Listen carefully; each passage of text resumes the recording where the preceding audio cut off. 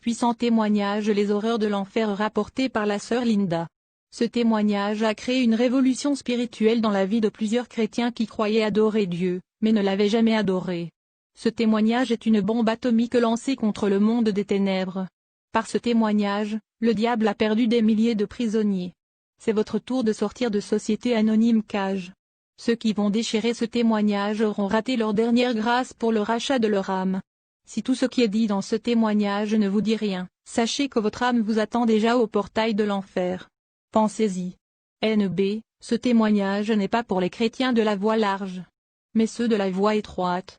Publié par Mère Biservante de l'Éternel TV. Si vous aimez, partagez au maximum. Sœur Linda.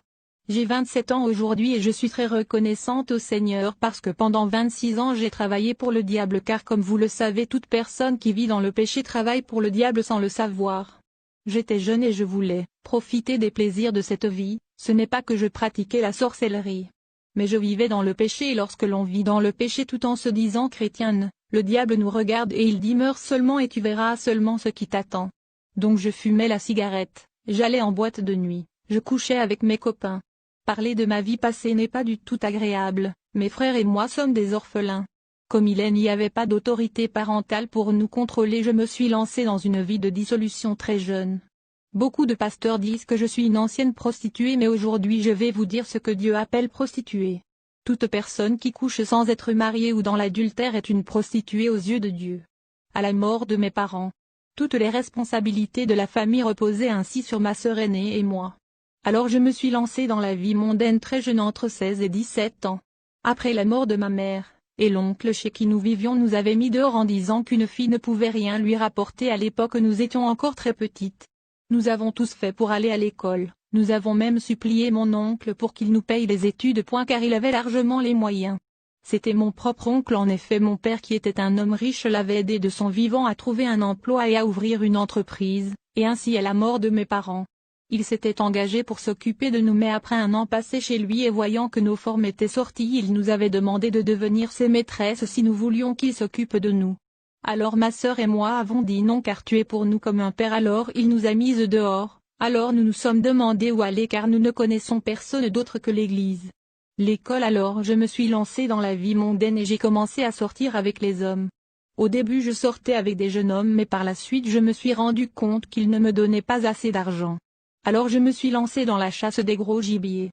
De son vivant ma mère nous avait dit d'aller très loin dans nos études. Alors j'ai commencé à payer mes propres frais de scolarité et ceux de ma sœur Finda. Ainsi, quand un homme s'occupait de moi, je lui disais occupe-toi aussi de ma petite sœur, nous qui étions habitués à vivre dans une belle maison. Mais à la mort de mon père, mes oncles ont pris tous les biens de mes parents, et les ont vendus sans rien nous donner en retour. Alors je me suis battue toute seule pour arriver à l'université en payant mes études avec l'argent que les hommes me donnaient. Et une fois à l'université, j'ai ainsi rejoint une bande de 26 filles. C'étaient des enfants des familles riches, des filles totalement dépravées. Elles m'ont entraînée dans un vide de débauche totale. Et elles m'ont initiée dans la consommation du chanvre indien. Je fus dépendante du chanvre au point où je ne pouvais pas manger sans prendre le chanvre indien. Nous étions 26 filles. Nous nous habillions à la dernière mode, car pour nous il fallait se vêtir à la dernière mode. Car nous savons qu'il y a des hommes qui ne sortent qu'avec une certaine catégorie de femmes qui ne s'habillent qu'à la mode. Je mettais les faux cils, les faux ongles, les faux cheveux, je mettais les pantalons. Beaucoup de personnes pensent que je mens lorsque je dis que les femmes seront torturées en enfer à cause des faux cheveux, des pantalons, des make-up. Et il y a même des pasteurs qui encouragent les femmes en leur disant vous pouvez porter des pantalons soi-disant pour femmes. Eh bien toi pasteur, meurs seulement et tu iras tenir ces propos dans les flammes de feu de l'enfer. Je fréquentais les boîtes de nuit. J'avais des tatouages, j'avais une chaîne aux hanches et une autre au cou. Moi je n'avais pas de robe et je ne portais que des pantalons bien serrés et au-dessus je mettais un haut bien serré. Je menais une vie de débauche. Tel jour j'y allais dormir chez mes amis, le surlendemain on allait en boîte de nuit. À la plage.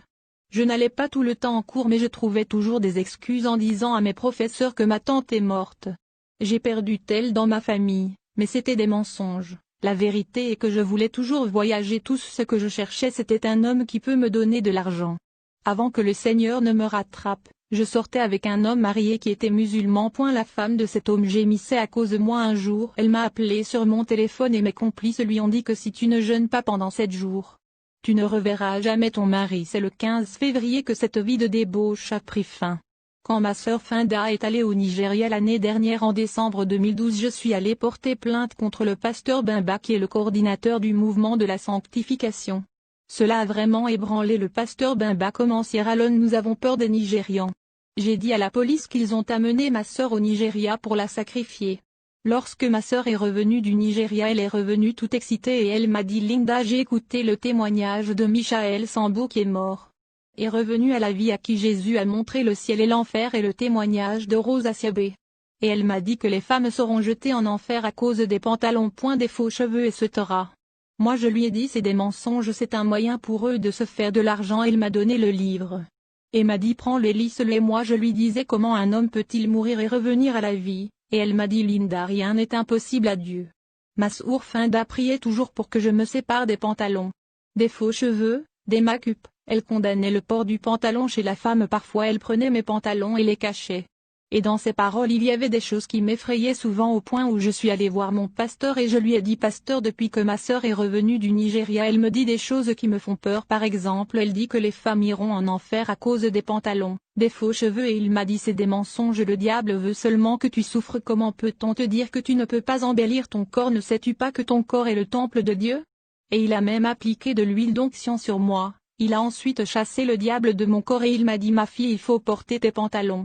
Et de retour à la maison, une force est rentrée en moi pour haïr ma sœur. Je lui ai dit: tout ce que tu me dis est faux, on t'a fait subir un lavage de cerveau au Nigeria. Je lui ai dit: Finda, laisse tout ça, regarde comment tu es devenue, car elle avait l'air tellement pieuse. Je lui ai dit: tu ne vas pas trouver un mari en étant comme ça. Je viens d'en parler avec mon pasteur, il connaît la Bible et il m'a dit que c'est du mensonge, que personne ne peut mourir et revenir à la vie. Il m'a dit qu'aucune femme n'ira en enfer à cause des faux cheveux, des pantalons, que Dieu ne regarde pas cela mais il regarde uniquement le cœur. Et quand les filles de mon pasteur venaient à la maison, Finda les critiquait et elle me disait: ton pasteur est un aveugle, et comment un aveugle peut-il conduire d'autres aveugles? J'avais alors peur pour ma sœur, car mon pasteur est tellement puissant, d'un mouvement de la main il fait tomber toute la salle, les aveugles voient, etc. Alors j'avais peur que les filles de mon pasteur ne vont rapporter tout ce que disait Finda sur mon pasteur. J'avais peur qu'il lui envoie la folie ou même une maladie, et Finda répliquait en me disant: Linda, ton pasteur ne peut rien contre moi, car il n'y a pas de vérité dans ton église et vous irez tous en enfer. En bref, il y avait d'autres pasteurs en Sierra Leone qui étaient contre la doctrine de la sanctification profonde. Tout a changé pour moi le 15 février lorsque je suis morte et que j'ai été amenée en enfer le 13 février. J'étais allée à un deuil et au retour du deuil le 14 et le 15 j'écoute une voix qui me disait que j'étais la prochaine personne qui devait mourir et je me demandais: mais quelle est cette voix? Et le 15 février est un jour que je n'oublierai jamais. Très tôt le matin, j'avais l'impression que l'on me découpait avec un couteau. Le processus vers la mort est très douloureux. Voilà pourquoi vous voyez certaines personnes donner l'impression de lutter avant de mourir. J'ai crié Finda et elle est venue en courant dans ma chambre et elle m'a dit: que se passe-t-il? Je lui ai dit: Finda, prie pour moi car je suis en train de mourir. Et elle m'a dit: sors du lit, viens, tiens-toi debout. Mais je ne pouvais plus me lever, il n'y avait plus de vie dans mes jambes, je faisais des efforts pour rester en contact avec elle, et pendant ce temps la vie s'en allait, petit à petit. Mes yeux se révulsaient, je bavais et Finda a commencé à prier en langue et elle a ainsi appelé les membres de la famille et mon ex-amant en leur disant: venez, quelque chose est en train d'arriver à Linda. Ils sont tous arrivés à la maison et ont commencé à prier pour moi. Ils ont versé de l'eau froide sur moi, mais cette eau était chaude sur moi. J'avais toutes sortes de sensations, tantôt je voulais aller aux toilettes, tantôt je voulais aller ailleurs. Finda a dit: Linda, reste tranquille et viens sur mes jambes. Alors elle m'a prise dans ses bras. Dès que Finda m'a prise dans ses bras, je me suis couchée sur elle. Plus tard elle m'a dit que lorsqu'elle vit que mes yeux étaient rouges, plus tard elle m'a dit que lorsqu'elle a vu toutes les lourdes mèches que j'avais sur ma tête au moment de la mort, j'avais sur moi des bracelets à mes bras, j'avais des faux ongles, tout c'était artificiel sur moi au moment de la mort. Alors elle a commencé à pleurer pour moi en me disant: Linda, tu veux accepter Jésus maintenant? Et Satan a dit: jamais. Elle m'a dit: répète après moi: Seigneur Jésus, je t'accepte. Et là j'ai commencé à lutter pour prononcer le nom de Jésus. Ma bouche ne s'ouvrait plus mais dans mon cœur je disais Jésus, et là je n'ai pas pu finir, ni ouvrir ma bouche pour répéter la prière. Et là j'ai senti comme si on avait lancé une énorme pierre sur moi pour me fermer la bouche. Et là j'ai poussé un énorme cri et la vie m'avait quitté totalement. Ce que j'ai vu après que je sois sortie de mon corps était horrible. J'ai vu des multitudes de personnes, tout le monde et moi avec, nous allions sur une énorme route très large et j'ai commencé à me demander: mais où suis-je? Il y a un instant je me tordais de douleur à la maison, mais où suis-je? Jusqu'à un certain moment j'ai commencé à ressentir une chaleur horrible. La chaleur que je ressentais dépassait celle du soleil. Je ressentais comme des picotements sur tout mon corps et je me demandais toujours où je me trouvais. Nous sommes arrivés devant un horrible et un effrayant portail. Une force venait de ce portail. Ensuite j'ai entendu une voix puis des voix. Si tu entends un cri, tu peux déterminer s'il s'agit d'une femme ou d'un homme qui est en train d'être torturé. Et en nous rapprochant du portail et immédiatement j'ai vu des démons surgir de ce lieu. Alors j'ai crié, et je suis morte. Ça c'est l'enfer. J'ai voulu faire demi-tour mais le diable lui-même a surgi et il a dit pas question. Les démons nous ont saisis et nous on entraîné avec eux. Nous étions une multitude d'âmes. Les ongles de démons sont semblables à des couteaux tranchants et ces démons sont très grands. Ils ont des queues, des cornes, leurs oreilles sont démesurées, leurs yeux sont tellement rouges et lorsqu'ils fixent sur toi leur regard tu sauras que c'est fini pour toi. Donc quand un démon m'a saisi le bras, ses ongles se sont enfoncés dans mon corps jusqu'au haut. C'était alors le commencement des douleurs. J'ai crié dans ma langue maternelle. Oh, ma dernière heure a sonné, je suis fini. Le diable m'a tiré avec force. Ce que tu es leur importe peu, il te tire seulement. En enfer les ténèbres sont épais et profonds, on n'y entend que des voix et des cris de douleur horribles. Tu peux entendre de l'eau, tu peux entendre je n'en peux plus. Tu peux entendre pitié pitié, c'est en enfer que toute personne qui meurt sur la terre reconnaît que Jésus est le seul chemin. Que tu sois musulman, et ce sera là-bas tout le monde appelle Jésus. Ici sur terre toi tu connais Jésus mais tu n'es pas sérieux, avec lui. Eh bien sache que si tu meurs dans tes péchés tu iras là-bas et tu subiras les mêmes châtiments comme les adeptes des autres religions qui ne reconnaissent pas Jésus comme sauveur. En enfer les ténèbres et la peur te saisissent et rien que les cris des damnés, rien que les cris des douleurs des damnés est horrible. Alors les démons m'ont dit Linda nous allons te torturer ici aujourd'hui et je me suis demandé comment les démons me connaissaient. Les démons qui sont sur terre transfèrent les informations aux démons qui sont en enfer. Sur terre quand on parle de sanctification, l'obéissance à la parole de Dieu, les gens disent est-ce que c'est vrai? Dans mon église on ne me parle pas de ça, moi je n'y crois pas, et ce sera. Eh bien sache que tout ce que tu as dit quand tu as écouté le message de la sanctification, tout ce que l'on t'a dit sur la sanctification, les démons vont te rappeler cela avec les dates et les heures avant de te torturer en enfer. En enfer le diable m'a rappelé tout ce que ma sœur Finda m'avait dit concernant la sanctification. Il m'a rappelé toutes les prédictions que j'avais écoutées sur terre concernant la sanctification, avec les dates et les noms des prédicateurs à l'appui et après il m'a dit nous allons commencer par te torturer par ta tête. Alors j'ai dit au démon mais qu'est-ce que mes cheveux et ma tête ont fait à Dieu et il m'a dit mais donc tu ne sais pas? Les démons sentent très mauvais, imaginez l'odeur de la puanteur des chiens pourris, des œufs pourris et des poubelles, tout cela mis ensemble ne peuvent pas atteindre l'odeur de l'enfer. À l'instant où je vous parle il y a des gens là-bas qui sont en train de pleurer. Beaucoup de gens sont morts hier, avant-hier en Sierra Leone. Ils vont voir eux-mêmes avec leurs deux yeux ce qu'est l'enfer. Tu peux si tu veux porter tes bijoux, tes faux cheveux, tes pantalons, et mettre tes make-up. Mais quand tu vas mourir tu vas voir cela toi-même avec tes deux yeux.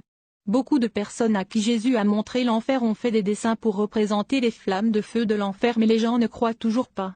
J'ai alors demandé mais qu'ai-je fait comme péché avec mes cheveux? Le démon m'a dit donc tu ne sais pas? Tu ne savais pas que ton corps ne t'appartient pas? C'est le diable qui prêche ainsi en enfer. Ne sais-tu pas qu'il ne t'était pas permis de défriser tes cheveux, de te coiffer avec des mèches et de faire toutes ces coiffures fantaisistes sur ta tête? Certains pasteurs me l'avaient dit mais j'ai répondu que personne ne me l'avait dit. Les démons m'ont dit donc personne ne t'avait dit cela quand tu étais sur terre? J'ai dit mon pasteur ne me l'avait jamais dit et ça c'était vrai. Après les démons m'ont dit mais il n'y a personne sur la terre qui prêche contre ces choses? Et les démons m'ont dit nous savons qu'il y a quelques pasteurs authentiques qui prêchent fidèlement la parole de Dieu et qui prêchent contre ces choses. Ensuite les démons m'ont dit n'as-tu pas lu cela dans la Bible? J'ai répondu je n'ai pas été à l'école, même en enfer je mentais alors que c'était aussi le mensonge qui m'avait conduit dans ce lieu car il est écrit que tous les menteurs iront en enfer. Me voilà en train de mentir devant un démon. Dieu est juste, si tu es jeté en enfer le jour de ta mort c'est à cause de ton péché, personne n'ira en enfer par erreur. Ensuite le démon m'a dit quand tu étais sur terre ta sœur t'en a parlé, certains pasteurs t'ont en parlé mais tu as dit ceci et cela et tu as dit cela t'importe peu. Et les démons m'ont dit ce n'est pas toi seul et il y a des nombreuses personnes comme toi sur terre, qui arrivent ici, nous les recevons ici chaque jour. Nous savons que les humains aiment ce lieu que l'on appelle l'enfer, les gens n'aiment pas lorsqu'on leur parle de la sanctification, ils disent que c'est la prison mais ils aiment les églises dans lesquelles on leur parle de la prospérité. Les démons ont dit, apportez le fer et immédiatement ils m'ont immobilisé. Et quand ils m'ont immobilisé c'est comme si c'était un bulldozer qui était sur moi. Les démons qui sont en enfer sont 1000 fois plus forts que les êtres humains. Tu ne peux pas te battre avec eux. D'où te viendra cette force?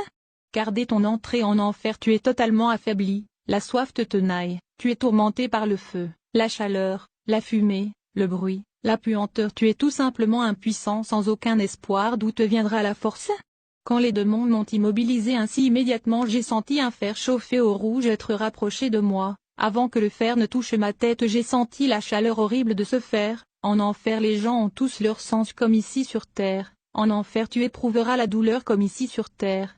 Beaucoup de gens disent que quand tu meurs tu vas te reposer. Qui vous a dit cela?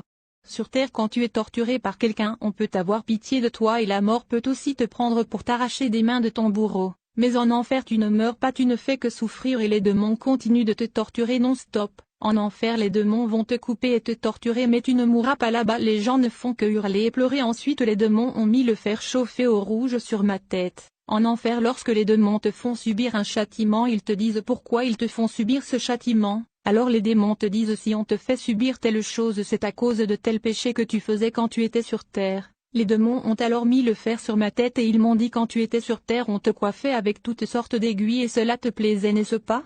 Eh bien ici nous allons te coiffer avec ce fer chaud comme tu le faisais sur terre. Alors ils ont mis le fer chaud sur ma tête et cela a fait un bruit comme si on grille du poisson. En enfer les démons vont te torturer avant de te jeter dans le feu. Quand les démons ont introduit ce fer dans mes cheveux, le fer est entré dans mon crâne. Je me débattais pour essayer de dégager ma tête, la douleur était horrible. Je n'ai jamais cru que j'allais me retrouver dans un lieu horrible. Le diable va jouer avec toi avant de te jeter dans le feu. Quand ce fer m'a transpercé le crâne, j'ai hurlé de toutes mes forces. L'enfer est brûlant. Les démons ont encore fait passer ce fer dans ma tête et ils m'ont fait une coiffure comme ils me l'avaient promis. J'ai crié et les autres personnes qui étaient là avec moi criaient et pleuraient aussi. Le diable a dit tais-toi.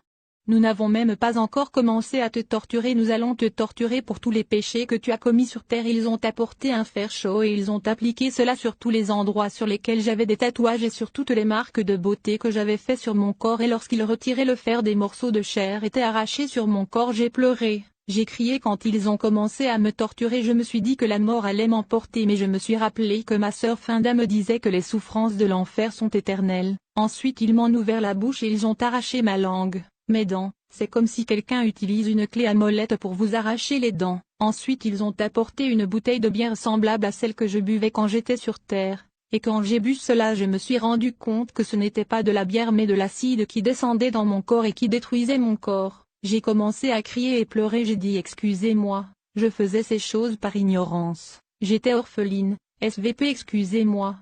Et le diable m'a dit ici il n'y a plus de miséricorde. La miséricorde c'est quand vous êtes en vie sur terre, mais quand vous mourrez il n'y a plus de miséricorde. Après le diable a dit nous allons te torturer dans ta partie intime pour tous les avortements que tu as commis sur terre et pour tous les rapports sexuels que tu as commis sur terre sans être marié. Et le diable m'a dit ne sais-tu pas que Dieu a créé le sexe pour que l'acte sexuel se produise seulement dans le cadre du mariage légal? Entre les personnes mariées légalement? Et les démons m'ont dit beaucoup d'hommes et de femmes qui sont sur terre sont en route pour l'enfer à cause du sexe. Immédiatement ils ont apporté quelque chose comme une lance et j'ai dit pitié, je faisais ces choses par ignorance, ne m'enfoncez pas ça dans le corps. Et lorsque je criais et les suppliais ils ont enfoncé cette lance dans mon vagin, et ils l'ont retirée avec force et tout ce qui se trouvait à l'intérieur de moi est sorti de mon corps et s'est retrouvé par terre. J'ai hurlé de toutes mes forces, j'ai dit pitié, je vous en supplie. Pendant ce temps il y avait des démons qui faisaient d'autres tortures sur mon corps et les démons m'ont dit mais pourquoi tu pleures? Tu ne jouis pas? N'est-ce pas tu jouissais quand tu faisais le sexe illégal sur terre? Et dans mes cris je pleurais et je disais oh ma sœur Finda, pourquoi ne m'as-tu pas frappé pour m'empêcher de venir ici? J'ai dit pasteur Meka, pourquoi ne m'as-tu pas battu pour m'empêcher de venir ici? J'ai dit Seigneur Jésus, pourquoi ne m'as-tu pas apparu pour m'empêcher de venir ici? Ensuite les démons m'ont laissé tomber et j'ai cru qu'ils avaient eu pitié de moi. Ensuite ils m'ont enchaîné et ils m'ont plongé dans le feu. Beaucoup de gens parlent de l'enfer sur terre sans savoir ce qu'est l'enfer.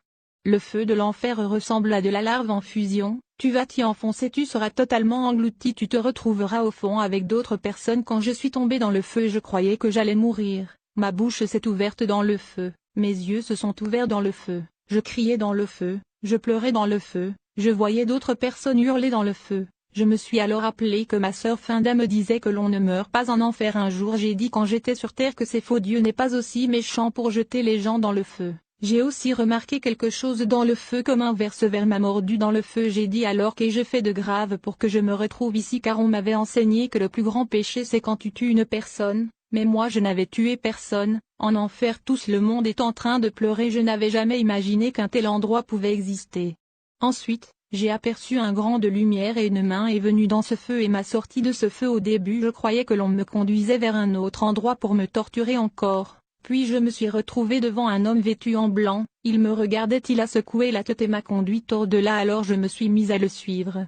Nous avons monté en marchant sur un chemin étroit. C'est à ce moment que je me suis rendu compte que l'enfer se trouve en bas et il m'a conduit au ciel et là j'étais devant Jésus et il m'a dit: avertis tous ceux qui font les choses suivantes. Dis-leur comment est l'enfer et comment tu as été torturé, et dis aux gens qui sont rancuniers que s'ils ne pardonnent pas de tous leur cœur je vais les jeter en enfer.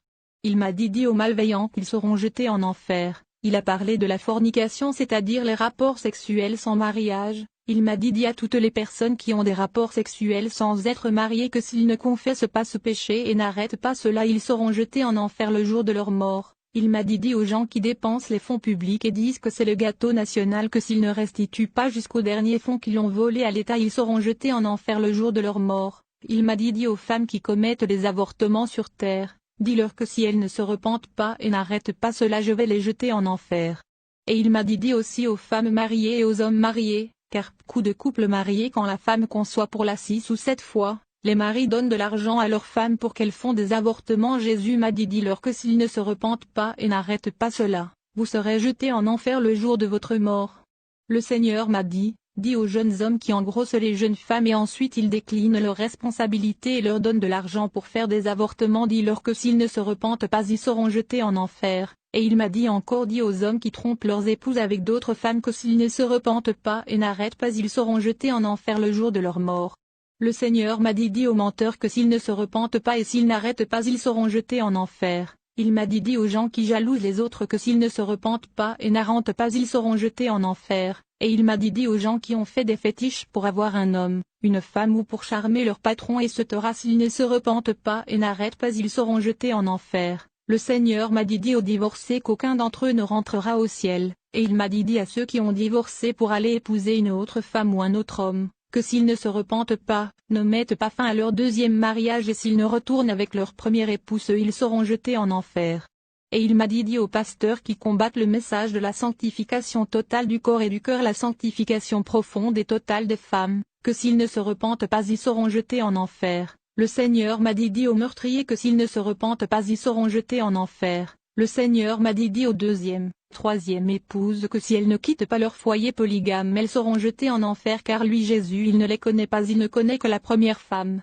Le Seigneur m'a dit: dis aux femmes qui défrisent leurs cheveux, qui mettent les mèches sur leur tête, qui portent les pantalons que si elles ne se repentent pas et n'arrêtent pas cela le jour de leur mort elles seront jetées en enfer. Le Seigneur m'a dit: dis aux femmes qui s'habillent de manière indécente et par ce fait elles poussent les hommes à les convoiter, dis-leur que si elles ne se repentent pas et ne n'arrêtent pas de se vêtir de manière indécente elles seront jetées en enfer. Et il m'a dit: dis aux gens qui sont dans les sociétés secrètes, c'est-à-dire vous qui avez le sang des gens que vous avez sacrifiés, si vous ne vous repentez pas et n'arrêtez pas cela il vous jettera en enfer le jour de votre mort. Et il m'a dit: dis aux hommes qui mettent les mèches ou les tresses sur leur tête des homos, que s'ils ne se repentent pas et n'arrêtent pas ils seront jetés en enfer le jour de leur mort. Ensuite il en est venu à la tenue vestimentaire et il m'a dit: je jetterai en enfer toute personne, homme ou femme, qui porte des vêtements qui exposent ou dessinent son corps, incitant ainsi les autres à les convoiter sexuellement. Et il m'a dit: ma fille, regarde ces filles qui portent des pantalons comme des hommes, alors que je dis dans ma parole dans Deutéronome 22:5 qu'une femme qui porte un vêtement d'homme est en abomination.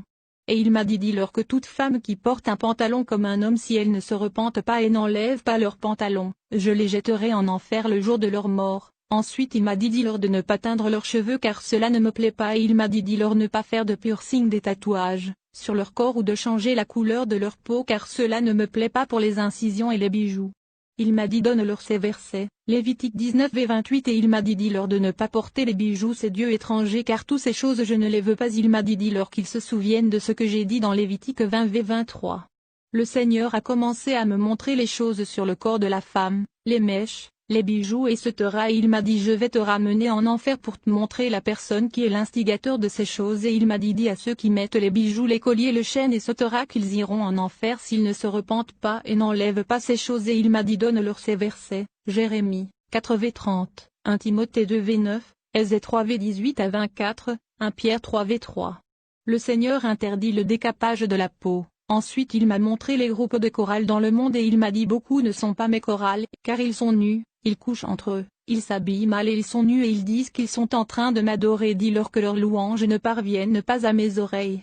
Ensuite le Seigneur m'a parlé des hommes qui trompent leur épouse, qui manquent d'amour envers leur épouse, qui les brutalisent, qui ont des enfants avec d'autres femmes, en dehors du foyer à l'insu de la femme. Ils partagent leur salaire entre leurs femmes et leurs maîtresses sans que leurs femmes ne le sachent.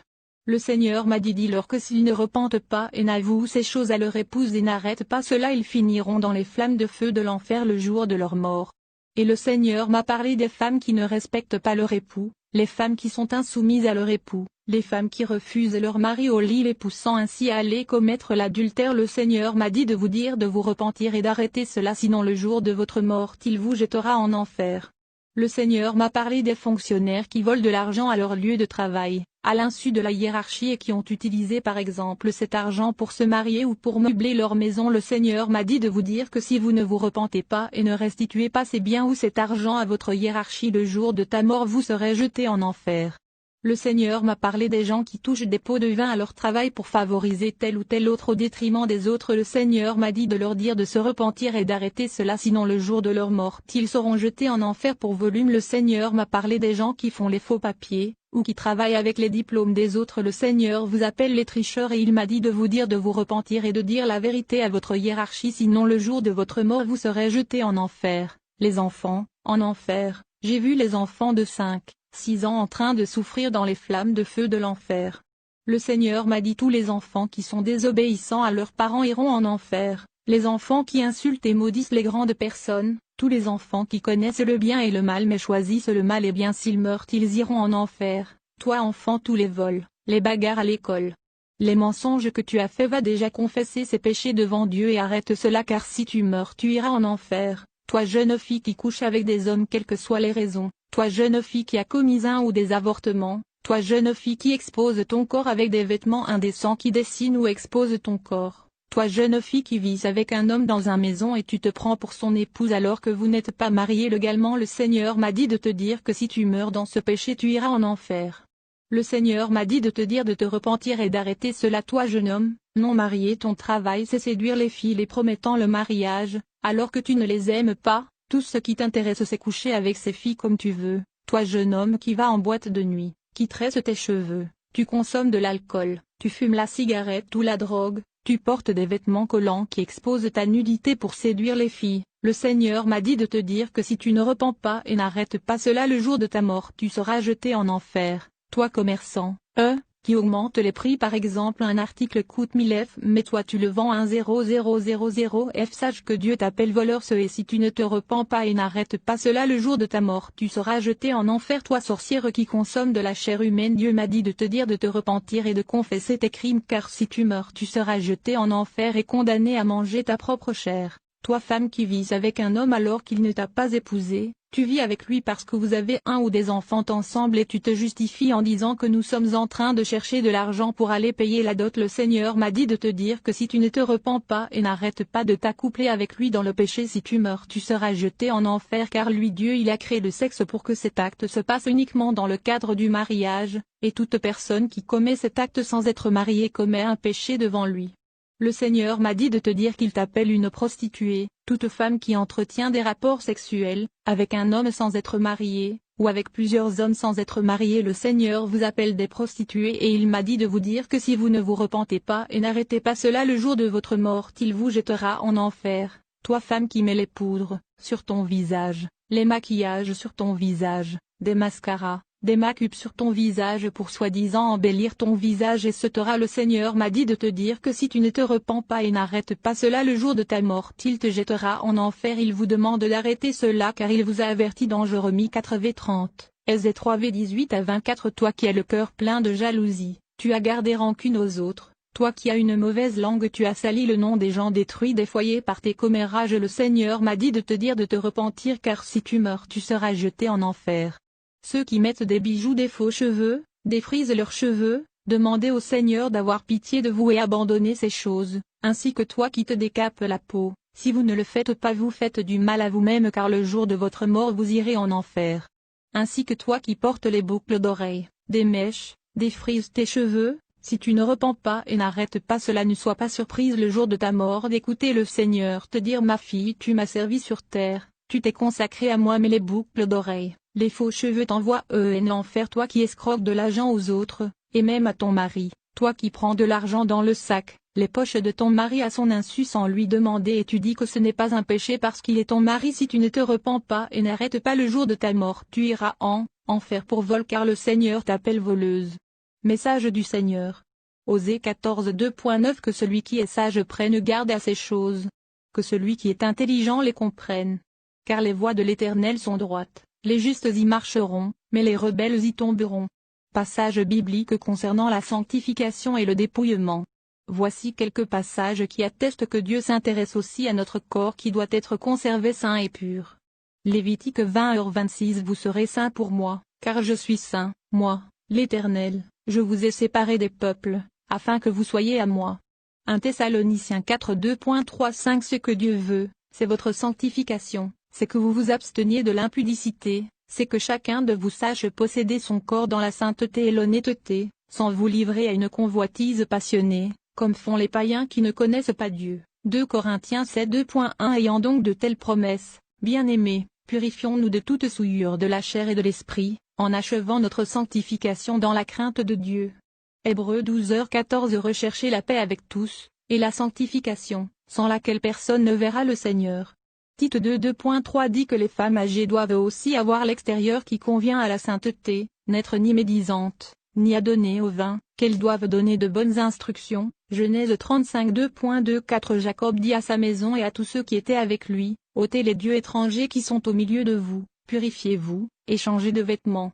Nous nous lèverons, et nous monterons à Béthel. Là, je dresserai un autel au Dieu qui m'a exaucé dans le jour de ma détresse, et qui a été avec moi pendant le voyage que j'ai fait. Ils donnèrent à Jacob tous les dieux étrangers qui étaient entre leurs mains, et les anneaux qui étaient à leurs oreilles. Jacob les enfouit sous le térébinthe qui est près de Sichem. Exode 33 2.4-6. Lorsque le peuple eut entendu ces sinistres paroles, il fut dans la désolation, et personne ne mit ses ornements. Et l'Éternel dit à Moïse: dis aux enfants d'Israël: vous êtes un peuple roide, si je montais un seul instant au milieu de toi, je te consumerais. Ôte maintenant tes ornements de dessus toi, et je verrai ce que je te ferai. Les enfants d'Israël se dépouillèrent de leurs ornements, en s'éloignant du mont Horeb. 1 Timothée 2 2.9. Je veux aussi que les femmes, vêtues d'une manière décente, avec pudeur et modestie, ne se parent ni de tresses, ni d'or, ni de perles, ni d'habits somptueux. 1 Pierre 3 2.3. Ayez non cette parure extérieure qui consiste dans les cheveux tressés, les ornements d'or, ou les habits qu'on revêt. Ézéchiel 7 19. Ils jetteront leur argent dans les rues, et leur or sera pour eux un objet d'horreur, leur argent et leur or ne pourront les sauver. Au jour de la fureur de l'Éternel, ils ne pourront ni rassasier leur âme, ni remplir leurs entrailles, car c'est ce qui les a fait tomber dans leurs iniquités. 20. Ils étaient fiers de leur magnifique parure, et ils en ont fabriqué les images de leurs abominations, de leurs idoles. C'est pourquoi je la rendrai pour eux un objet d'horreur. Ésaïe 3 16. L'Éternel dit: parce que les filles de Sion sont orgueilleuses, et qu'elles marchent le cou tendu et les regards effrontés, parce qu'elles vont à petits pas, et qu'elles font résonner les boucles de leurs pieds. 17. Le Seigneur rendra auve le sommet de la tête des filles de Sion, l'Éternel découvrira leur anti/QS9 nudité. 18. En ce jour, le Seigneur ôtera les boucles qui servent d'ornement à leurs pieds, et les filets et les croissants. Jérémie 13h23. Un Éthiopien peut-il changer sa peau, et un léopard ses taches? De même, pourriez-vous faire le bien, vous qui êtes accoutumés à faire le mal?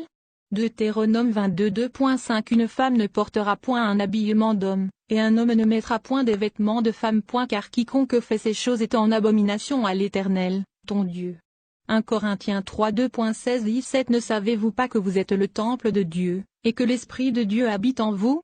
Si quelqu'un détruit le temple de Dieu, Dieu le détruira, car le temple de Dieu est saint, et c'est ce que vous êtes. 2 Corinthiens 6h16. Quel rapport y a-t-il entre le temple de Dieu et les idoles? Car nous sommes le temple du Dieu vivant, comme Dieu l'a dit: j'habiterai et je marcherai au milieu d'eux. Je serai leur Dieu, et ils seront mon peuple.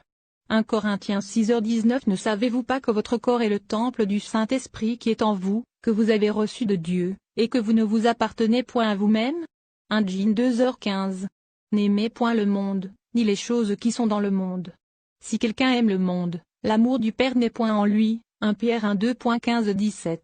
Et si vous invoquez comme Père celui qui juge selon l'œuvre de chacun, sans exception de personne, conduisez-vous avec crainte pendant le temps de votre pèlerinage, mais, puisque celui qui vous a appelé est saint, vous aussi soyez saints dans toute votre conduite, selon qu'il est écrit, vous serez saints, car je suis saint.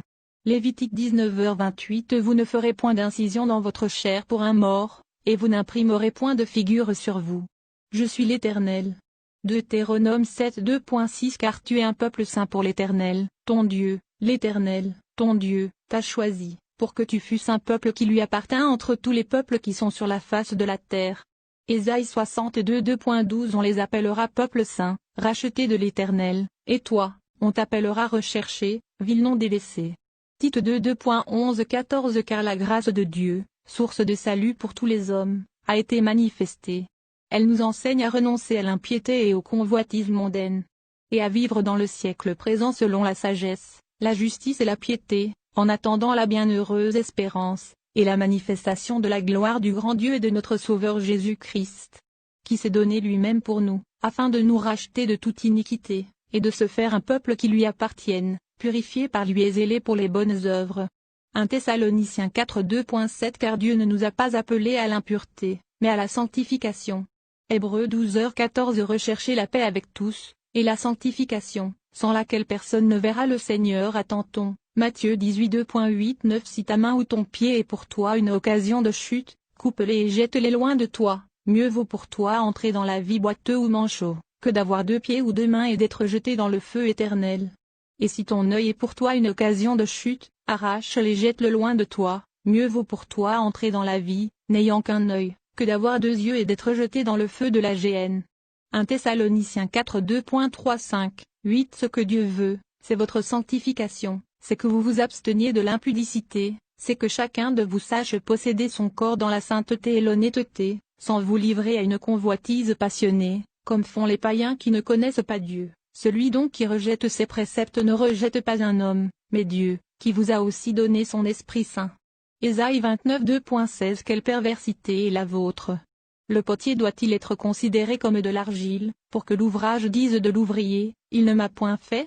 Pour que le vase dise du potier, il n'a point d'intelligence. Romains 9 2.20-21. Ô homme, toi plutôt, qui es-tu pour contester avec Dieu? Le vase d'argile dira-t-il à celui qui l'a formé, pourquoi m'as-tu fait ainsi? Le potier n'est-il pas maître de l'argile, pour faire avec la même masse un vase d'honneur et un vase d'un usage vil? Ésaïe 45 2.9. Malheur à qui conteste avec son Créateur. Vase parmi des vases de terre. L'argile dit-elle à celui qui la façonne, que fais-tu? Et ton œuvre, il n'a point de main? Hébreux 12 2.4. Vous n'avez pas encore résisté jusqu'au sang, en luttant contre le péché. 1 Corinthiens 9 2.26-27. Moi donc, je cours, non pas comme à l'aventure, je frappe, non pas comme battant l'air. Mais je traite durement mon corps et je le tiens assujetti, de peur d'être moi-même rejeté, après avoir prêché aux autres. Matthieu 11h12. Depuis le temps de Jean-Baptiste jusqu'à présent, le royaume des cieux est forcé, et ce sont les violents qui s'en emparent. 1 Pierre 4h17. Car c'est le moment où le jugement va commencer par la maison de Dieu. Or, si c'est par nous qu'il commence, quelle sera la fin de ceux qui n'obéissent pas à Dieu?